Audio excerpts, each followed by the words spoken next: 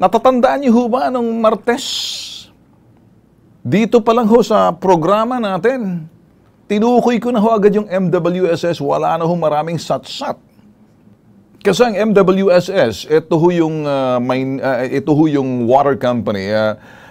Ano bang ibig sabihin ng MWSS dito? Metropolitan Water Works and Sewerage System. Yung dating nawasan ng panahon ni Kopong-Kopong.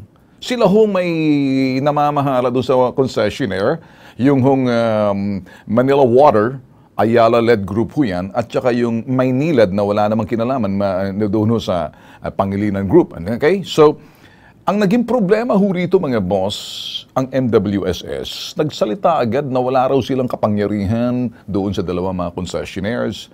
Kaya kumbaga, para sila mga tanga at mga pulpol. Masakit ako magsalita. Sinabi ko na ho ng Martes to eh.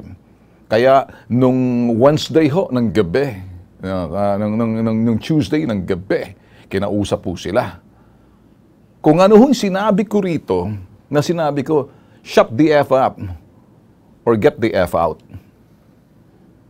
Ganon din ang sinabi ni President Digong ng Tuesday ng gabi na una, pinalabas sa media na hindi nangyari yung sinasabing pagpupulong. Well, nangyari ho eh. Kumambyo ho yung palasyo at inilabas ho na for 40 minutes, wala hong ginawa si President Digong kundi sermonan at hindi na ho inantay yung paliwanag ho ng MWSS. Bakit ho? Ba't mo papahintay yung paliwanag? Eh, kapulpulan, kabobohan ng mga sinabi ho ng mga nandiyan ng ngangasiwa sa MWSS.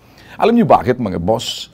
Wala daw silang kapangyarihan. So, inutil. Ang mandato ho nila talagang mga siwa. Binabalikan lang ho natin, kaya naupakan ho natin sila. Shut the F up or get the F out, ang sabi ho natin. Ang kay President Digong, yun ho, sa morning dito ho, kay President Digong, you better shape up or get shipped out. Di ba? Pareho lang ho eh. Mas decente hong kay President Digong the way it's being done sa mga executives. Shape up or shipped out. Or get shipped. You better shape up or you get shipped out. Ang sinabi ko ho, shut the F up or get the F out. Walang choice na lang eh. Kasi ang daming paliwanag eh. Tinuturo ang sisi sa Manila Water. Sabihin natin nagkulang ang Manila Water. Pero sabi rin ho ni President Digong, hindi nyo nalaman to. Ang ibig sabihin ng President, hindi ba kayo nakikipag-usap? Hindi ba nangangasiwa kayo? Bago pa man nangyari yung ginawa ng Manila Water, dapat nagawa nyo na yan na aksyonan. Hindi yung kung ano-ano mga pagdahilan na kayo gagawa daw ng Department of Water. So, histo yung kapulpulan ho ng MWSS eh. Ang MWSS, gobyerno ho yan. Nangangasiwa ho sila. Nagpapalaki ho sila ng mga bombolyas ho nila eh. Alam niyo ibig sabihin ng bombolyas? Balls! Sa Chabacano, bayag! Ngayon, yun ang ibig sabihin noon. Kaya kayo, mahiya-hiya kayo sa MWSS. O anong sinasabi? Ang kapal pa ng mukha. Eh, hindi naman kami sinabihin na hindi kami mag-resign kami. Kung sasabihin mag-resign. Ginakailan ba sabihin pa sa inyo yan? Ang sasabihin nyo, dapat ganare. Nagkulang ho kami. Kasi kami nangangasiwa. Kami nasa itaas nitong mga nasa ibaba na pinangangasiwaan namin. Nagkulang kami kasi hindi namin nakuha yung sa ibaba para nang nakakilos kami at nalaman na agad nakakilos kami, hindi yung nagulantang na lang kami. Ayan, nagulantang. Ngayon, ang sabi pa nitong mga kulokoy at mga pulpul sa MWSS. Eh kung pagre-resign din na, public trust, trust-trusting ko mukha ninyo eh. Mario Josep kayo. Wala na ba kayong kalam ng salitang delikadesa? Inilukluk kayo dyan. Lalaki ng mga sweldo ninyo. Pagkatapos, ayun lang sasabihin nyo sa mga tao. Ito naman yung iba, panagutin na ho natin Manila Water, pero tanong, sino ba nangasiwa dyan? Ba't nangyaring ganyan? Nangatuwiran na ganitong NWSS eh. Wala kaming kapangyarihan dyan. Ang ibig sabihin, inutil kami dyan. Ba't nandyan kayo? Magsilayas na lang kayo, mga potok sa buho, magsariling sikap na lang kayo sa tabi. Mag-ESS na lang kayo siguro, may mangyayari pa. Sa Mario Josep na yan.